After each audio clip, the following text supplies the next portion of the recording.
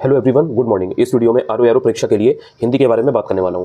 पहले जीएस 140 का था, हिंदी 60 नंबर की थी। टोटल आपका 200 नंबर का पेपर होता था।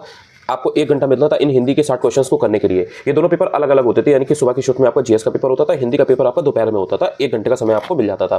अब आपकी जो व्यवस्था कर दी गई है आरो एरो परीक्षा में, उसमें कंबाइंड पेपर होगा, यानी कि आपको 3 घंटे मिलेंगे, उसी में आपको जीएस और हिंदी को सॉल्व करना होगा। तो अब यहाँ पर हिंदी आप चाहे 1 घंटे में करें या उसी टाइम जो 3 घंटे का आपको मिला है उसी में आप कितने भी मिनट में कर सकते हैं। और जीएस भी आपको उन्हीं 3 घंटे में करना है। तो बेसिकली पहले जो आपका 140 प्लस 60 2 घंटे प्लस 1 घंटे अलग अलग होता था, वो अब आपका 3 घंटे में 200 आपको करना है। ठीक है। अब इससे इंपॉर्टेंट ये हो गया है कि हिंदी की जो वैल्यू है वो और ज्यादा बढ़ गई है। हिंदी में अगर आप 55 प्लस स्कोर कर लेते हो तो ये कहीं ना कहीं आपको एक लीड दिलाने में हेल्प करता है जीएस के पेपर के लिए, क्योंकि जीएस में इतना आसान नहीं होता है नंबर को स्कोर करना, लेकिन हिंदी में 55 प्लस अगर आपने ढंग से पढ़ाई की है तो आप इजीली कर सकते हो। मतलब आपके लिए ये कहीं ना कहीं थोड़ा बेहतर हो जाता है और कट ऑफ को डिसाइड करने में इसकी फिर महती भूमिका होती है। अब इसमें ये हिंदी में 55 प्लस जो लाने हैं, ये लाए कैसे जाए, ये बहुत क्रूशियल है। क्योंकि कहीं ना कहीं अगर हिंदी आपकी वीक है तो आप जीएस में कितना भी हाथ पैर लो, लेकिन हिंदी में अगर आप कहीं 55 प्लस नहीं लाते हो और आप 40, 45 या 50 लाते हो तो कहीं ना कहीं वो आपको काफी पीछे कर देता है हजारों लाखों लोगों से। अब इसमें हिंदी रिवीजन करना बहुत इंपॉर्टेंट हो गया, रिवाइज करके जाना बहुत इंपॉर्टेंट हो गया है पहले से। पहले क्या होता था, जीएस अलग होता था, हिंदी अलग होता था। हिंदी के एग्जाम के पहले आपको जो गैप मिलता था ना जीएस के पेपर के बाद, उसमें आप हिंदी को रिवाइज कर लेते थे, जो भी नोट्स आपके पास है या जिस भी सोर्स को आपने फॉलो किया हुआ है। अब आपको एक ही 3 घंटे मिल रहे हैं ना, उसी एक ही एग्जाम में हिंदी को तैयार करके जाना है। तो अगर आपने पहले से चीजों को रिवाइज करके नहीं रखा है ना तो आपको प्रॉब्लम हो सकती है। इसलिए अब हिंदी पर आपको एक्स्ट्रा ध्यान देना है। इसीलिए मैंने जो आपको टारगेट्स वगैरह भी दे रखे हैं उसमें हिंदी को मैंने डेली बेसिस पर टॉपिक्स को सर्कुलेट किया हुआ है, रोटेट किया हुआ है, सो दैट आपका हर एक टॉपिक तैयार हो जाए। एक बार फिर से आपको बता देता हूं कि इसमें कौन कौन से टॉपिक्स आते हैं। विलोम शब्द आता है। प्री में आपके सिर्फ और सिर्फ 6 टॉपिक हैं। सबसे अच्छी चीज ये है, वाक्यांश के लिए एक शब्द है, विलोम है, पर्यायवाची है, वाक्य एवं वर्तनी शुद्धि है, तत्सम तद्भव है और विशेषण विशेष है। जनरली अगर देखा जाए तो जो पर्यायवाची शब्द है इसमें काफी कैंडिडेट्स को दिक्कत होती है। इसके साथ ही साथ तत्सम तद्भव और विशेषण विशेष में बहुत ज्यादा कैंडिडेट्स को डाउट रहता है, कंफ्यूजन रहता है, गलती होने के चांसेस भी इनमें ज्यादा रहते हैं। ये 3 टॉपिक कहीं ना कहीं कैंडिडेट्स के लिए एक मुश्किल खड़ी करते हैं। वाक्य वर्तनी शुद्धि भी काफी टफ लगता है, लेकिन इसमें काफी लोग कर ले जाते हैं चीजें जब वो बार बार प्रैक्टिस करते हैं। बट ये जो तत्सम तद्भव विशेषण विशेष है, ये कहीं ना कहीं कॉन्सेप्चुअल टॉपिक्स आ जाते हैं। तो इनमें अगर आपका कॉन्सेप्ट क्लियर नहीं है ना तो आप ज्यादातर गलती ही करेंगे क्वेश्चंस में।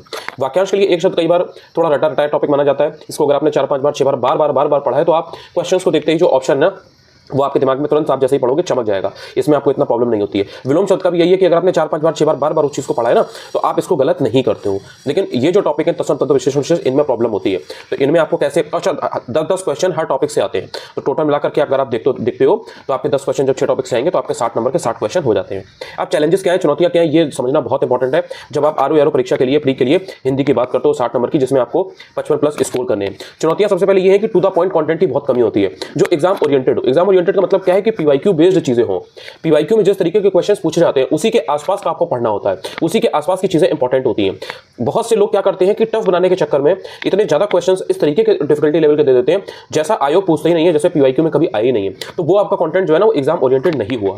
और आप अगर उन किताबों या उन सोर्सेज या उन टेस्ट सीरीज को चेस करेंगे तो कहीं ना कहीं आप अपना टाइम वेस्ट कर रहे हैं। तो इसलिए जैसा आयोग अपनी परीक्षाओं में पूछता रहा है, चाहे वो यूपीपीसीएस हो, आरो एरो हो या और भी यूपीपीएससी के एग्जाम्स, वो परीक्षाएं जहां पर हिंदी के क्वेश्चन आपसे पूछे जाते हैं। क्योंकि आपको पता है कि यूपीपीसीएस का जो सीसेट का सेक्शन होता है ना, उसमें भी हिंदी पूछी जाती है। यही सब टॉपिक्स आपसे पूछे जाते हैं। कुछ टॉपिक्स ऐसे होते हैं जो आरो एरो की परीक्षा में नहीं आते हैं, जैसे समास है, संधि है, ये सब आरो एरो में नहीं आता, लेकिन यूपीपीसीएस में पूछा जाता है।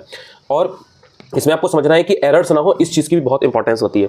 अगर आप किसी ऐसे सोर्स को पढ़कर जा रहे हो, किसी ऐसी किताब को पढ़कर जा रहे हो जिसमें एरर है, जिसमें गलतियां हैं, जिसमें त्रुटियां हैं और बहुत ज्यादा हैं। देखो 1-2 गलतियां किसी भी किताब में हो सकती हैं, किसी भी सोर्स में हो सकती हैं, कई बार वो प्रिंटिंग में हो जाती हैं, वो कोई इतनी बड़ी बात नहीं है। वो आप पढ़ते टाइम या 1-2 बार आप इधर उधर पढ़ोगे तो आप जान जाओगे। लेकिन अगर बहुत ज्यादा एरर्स होती है तो होता क्या है कि क्वेश्चन घूम फिर करके वही आते हैं। लेकिन अगर आपने गलत पढ़ा हुआ है ना तो एग्जाम में जो आपको 4 ऑप्शन है वो फिर आप उसमें से ये आपको लगेगा कि यार ये चारों सही है या चारों गलत है, क्योंकि आपने उसमें जो पढ़ा था वो कुछ और था और एग्जाम में जो आ रहा है वो कुछ और है। तो अगर आप गलत जगह से पढ़ो तो जब एग्जाम में क्वेश्चन आएगा ना तो उसका आंसर भी आप गलत मार्क करोगे।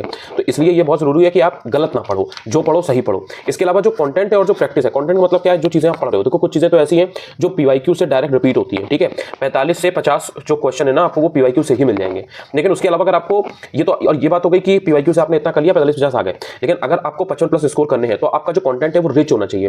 मतलब आपने इस टॉपिक को, जैसे मान लीजिए पर्यायवाची शब्द है, तो एक होता है कि मान लीजिए पीवाईक्यू में आज तक टोटल 50 पर्यायवाची रिपीट हुए हैं तो आपने तैयार कर लिए, ये हो गया कि आपने पीवाईक्यू बेस्ड तैयारी की। एक होता है कि आपने कंटेंट को रिच किया। कंटेंट को रिच करने का मतलब ये है कि टोटल मान लीजिए 150 ऐसे पर्यायवाची शब्द है जो इंपॉर्टेंट है, तो वो आप तैयार करके जा रहे हो, तो ये आपका कंटेंट रिच हो गया। अब ये जो कंटेंट आपका रिच हुआ है, इसके बाद आपने इसकी प्रैक्टिस की है कि नहीं, तो प्रैक्टिस की बहुत कमी होती है। क्योंकि जो टेस्ट पेपर्स मार्केट में आपको अक्सर मिलते हैं ना, उसमें गलतियां होती हैं, उसमें आपको एरर देखने को मिलती है। तो आपने उसकी प्रैक्टिस की, पता लगा वो चीज गलत हो गई सही होने की बजाय। तो इसलिए कंटेंट भी आपको मिले, प्रैक्टिस भी आपको मिले, यानी कि थ्योरी आप पढ़ रहे हो और उसी के आपको कुछ अगर एमसीक्यू मिल जाए। और इससे अच्छा क्या हो कि अगर वो एमसीक्यू वगैरह जो एग्जाम्स हैं उनके हों, जैसे मान लीजिए यूपीपीसीएस के हों, आरओ के हों, प्री के हों, मेंस के हों, और भी जिन एग्जाम्स में हिंदी आती है और एक अच्छे खासे प्रश्नों का स्तर होता है, अगर उन्हीं की आप प्रैक्टिस कर लें तो इससे बेहतर क्या होगा। तो इसलिए अगर ये चीज़ आपको मिल जाती है ना, तो जो आपने पढ़ा, क्योंकि देखो जब आप ऑप्शंस के थ्रू चीज़ों को देखते हो एमसीक्यू फॉर्मेट में, ए है, बी है, सी है, डी है, तो उससे क्या होता है जब आप गलत करते हो ना तो वो ऑप्शन आपके दिमाग में टिक जाता है, लंबे समय तक आप उसको याद कर पाते हो। तो ये कहीं ना कहीं बहुत हेल्प करता है। एक और प्रॉब्लम आती हुई होती है कि चीज़ें अपडेटेड नहीं है, 2-3 साल 4 साल पुराने सोर्सेज हैं। अब उनमें क्या होता है, अपडेट ना होने से वैल्यू एडिशन तो होता नहीं है। जो भी नए पेपर्स ऐड वगैरह हो रहे हैं, जो नए पेपर हर साल हुए, उनके क्वेश्चन वगैरह को उसमें ऐड नहीं किया गया होता है। इसके अलावा पुरानी कुछ जो जाने अनजाने में जो भूल हो गई होती है, की गई होती है, उनको भी दूर नहीं किया जा सकता है क्योंकि वो चीज़ अपडेटेड नहीं है।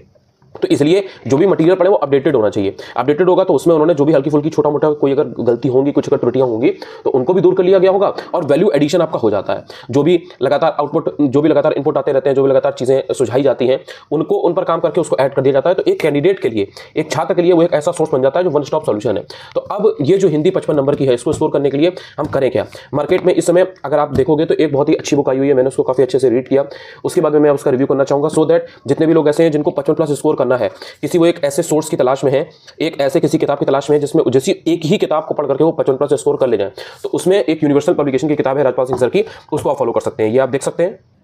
अच्छा, ये जो किताब है इसका ये 5th एडिशन है, ठीक है। तो इसमें उन्होंने अभी इसको हाल में अपडेट किया हुआ है। अच्छा, सिर्फ ऐसा नहीं है कि आपको आरओ के प्री में हेल्प करेगी, आपको मेंस में भी हेल्प करेगी, यूपी पीसीएस के भी प्री और मेंस में हेल्प करेगी, क्योंकि यूपी पीसीएस में सीसेट के पेपर में आपको पता है कि 18 से 20 क्वेश्चन, 23 क्वेश्चन तक, कभी कभी 25 क्वेश्चन तक हिंदी के आ जाते हैं। और इसके अलावा जो लोअर पीसीएस हो गया, लेखपाल हो गया, इन सभी एग्जाम्स में हिंदी आती है और उसमें ये महत्वपूर्ण रोल प्ले करती है, ठीक है। तो अब इसमें जो टॉपिक्स आपके मेन काम के हैं, जैसे अगर आप मान लीजिए आप आरओ की बात करें तो आपके लिए जो मेन टॉपिक है ना इसमें 6, वो कौन कौन से हैं, उसमें आपका आता है विशेषण, विशेष जो मैंने आपको बताया था कॉन्सेप्चुअल है। इसके बाद बात आ जाती है कि आपके लिए जो वाक्यांश के लिए एक शब्द है, बहुत ईजी होता है वैसे ही, इतना कोई प्रॉब्लम नहीं है, लेकिन इसमें कुछ कुछ चीजों में कुछ कुछ जो वाक्य होते हैं, उनके जो शब्द हैं, जो वाक्यांश के लिए शब्द हैं, उनमें डाउट बहुत क्रिएट होता है। जैसे मरने की इच्छा, जीतने की इच्छा, इस तरीके की जो चीजें होती है ना, इनमें डाउट बहुत क्रिएट होता है, तो उनको अच्छे से तैयार करना बहुत जरूरी हो जाता है। इसी के साथ फिर आप वाक्य वर्तनी शुद्धि देखते हो। एक होती है वाक्य की शुद्धि, जिसमें पूरा सेंटेंस लिखा होता है, उसमें बीच में कहीं पे एरर होती है, कोई त्रुटि होती है, तो आपको उसमें शुद्धि को दूर करना होता है। और एक होता है वर्तनी शुद्धि सिंपल, कि कोई एक सिंगल वर्ड लिखा हुआ है, जैसे अधिकारिक और आधिकारिक, ऐतिहासिक, ठीक है, अनधिकृत और अनाधिकृत, तो इस तरीके की जो चीजें हैं ना वो आपको मिल जाती हैं वर्तनी वाले में।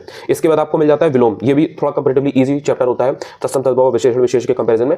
उसके बाद आपका पर्यायवाची आ जाता है, जो काफी लोगों के लिए कई बार एक हेडेक क्रिएट करता है। इसके अलावा फिर आपका तत्सम तद्भव आ जाता है। तो ये 6 टॉपिक आपको देखने को मिल जाते हैं इस किताब में अच्छे से, जो आपके प्री में काम आएंगे। बाकी तो और सारे हैं, तो वो आपके यूपी पीसीएस में और जो जितने भी एग्जाम है उनमें काम आएंगे, जैसे संधि है या समास है, तो ये सारी चीजें आपके यूपी पीसीएस में बहुत मतलब इनसे क्वेश्चन लगातार पूछे जाते हैं। फिर चाहे हिंदी भाषा का सामान्य परिचय हो, प्रमुख बोलियां, इन सबसे एक एक क्वेश्चन, हिंदी वर्णमाला, विराम चिन्ह, अगर आप ढंग से देखोगे तो यूपी पीसीएस के प्री और मेंस में लगातार इनसे क्वेश्चन आते हैं। उपसर्ग प्रत्यय 2 क्वेश्चन आपको यूपी पीसीएस के प्री में, सीसेट वगैरह में देखने को मिलेंगे, बट आरओ में नहीं आता है। तो अभी मैं आपको आरओ का बता देता हूं, ठीक है।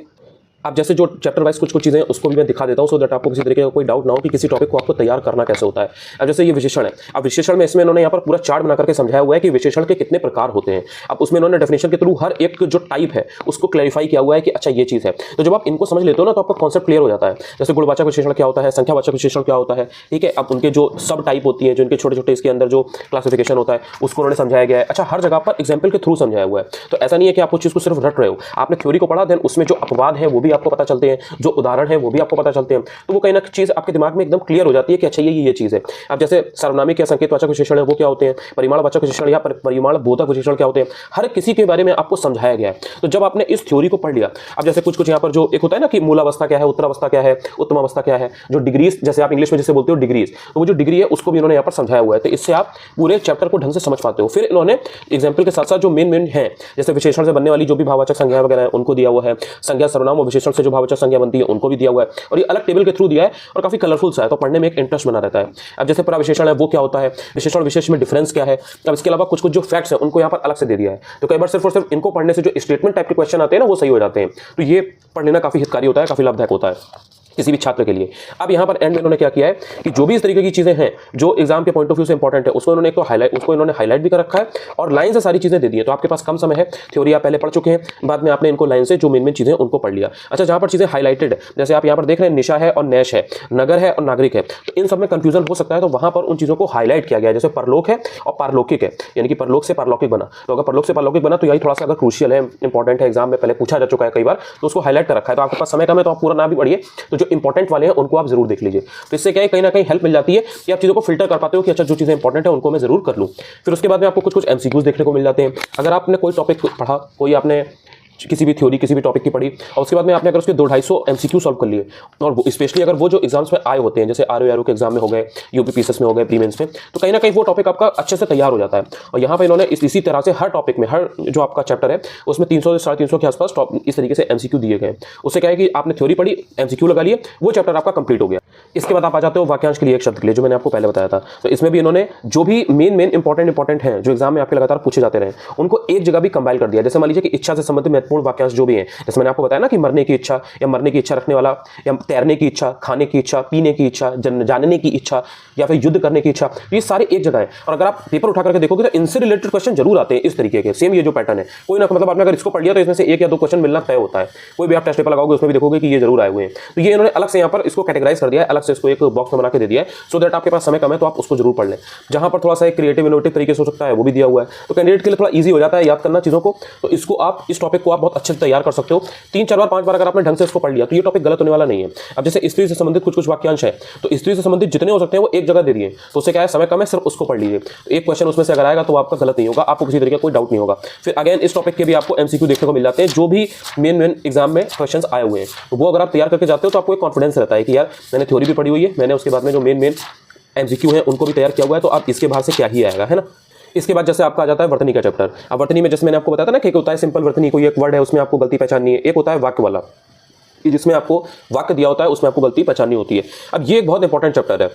इसमें जो भी शब्द हैं, जैसे मान लीजिए कि आइए है तो आइए होगा या आइए होगा, तो अब इसमें यहाँ पर ये जो बाद में ई है ये यहाँ पर छोटी की मात्रा इस पर लगेगी या बीच में या नहीं लगेगी, ये बहुत मतलब इंपॉर्टेंट होता है इसमें गलती को पहचानना। तो इसको इन्होंने यहाँ पर हाईलाइट कर दिया है। ये कहीं ना कहीं बहुत इंपॉर्टेंट चीज़ है जो आपको नॉर्मली इधर उधर सोर्सेस में नहीं मिलेगी।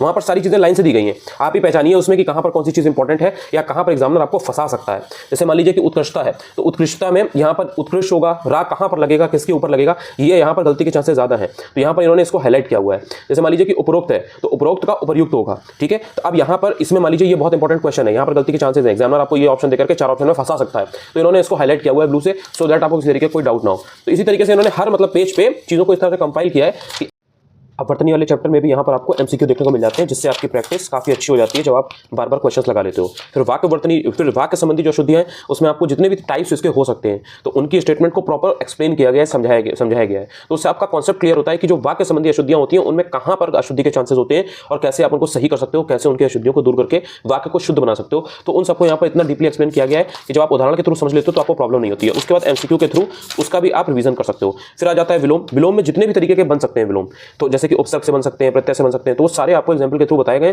जहां जहां पर इंपॉर्टेंट है और गलत होने के चांसेस हैं उनको हाईलाइट किया गया है। जैसे अतरंग है और इसका अतरंग का बहिरंग होगा, अब अंतर्द्वंद है और बहिर्द्वंद है, तो ये जो है ना तो इसमें जो रा है वो कहां पर लग रहा है ये आपको एग्जैक्टली हाईलाइट करके यहाँ पर दिखा दिया गया है सो दैट आप इनको बहुत ध्यान से पढ़ो, बहुत ही ध्यान देते हुए चीज़ों को रिवाइज करो जिससे आप एग्जाम में इन सब चीज़ों को गलत ना करो। इसमें भी आपको एमसीक्यू वगैरह देखने को मिल जाते हैं, तो ये टॉपिक भी आपका अच्छे से तैयार हो जाता है। अच्छा, इस किताब को आप कैसे ले सकते हैं, एक स्क्रीन पर नंबर फ्लैश हो रहा होगा, उस पर आप डायरेक्ट इस किताब को ऑर्डर कर सकते हैं। बाकी आपके शहर वगैरह में जहाँ पर भी आप रहते हैं वहाँ पर इस किताब को आप नजदीकी बुक स्टोर से प्राप्त कर सकते हैं। तो इससे क्या है कि हिंदी पर आपकी पकड़ मजबूत होगी अगर आप टू द पॉइंट चीजें पढ़ोगे और बार बार रिवाइज करोगे, क्योंकि हिंदी में जरूरी नहीं है कि अब आपका पेपर मर्ज हो रहा है तो आप तब भी उसमें 1 घंटे दें। अगर आप हिंदी के 60 क्वेश्चंस को 30 से 35 मिनट में कर लेते हैं या मैक्सिमम 40 मिनट में कर लेते हैं तो कहीं ना कहीं वो जो समय है उसको आप जीएस में लगा पाएंगे और वो आपको एक अच्छा स्कोर प्राप्त करने में बहुत मदद करेगा। कहीं ना कहीं 140 का टारगेट रखिए, 130 से 35 के आसपास अगर आप लाते हैं तो कहीं ना कहीं आप अपने को सेफ मान सकते हैं। बाकी तो जब एग्जाम का लेवल होगा, जो भी पेपर का स्तर होगा, उसके बेसिस पर डिसाइड होगा कि कट ऑफ कितनी जा रही है, क्या जा रही है। लेकिन फिर भी 130, 135, 140 एक अच्छा स्कोर है, डिसेंट स्कोर है, जो आपको एम करना चाहिए, देखना चाहिए कि इतना मैं स्कोर कर लूं। Thank you so much. Video को पहली बार देख रहे हो, अच्छा लगा तो चैनल को सब्सक्राइब जरूर करें। Thank you so much.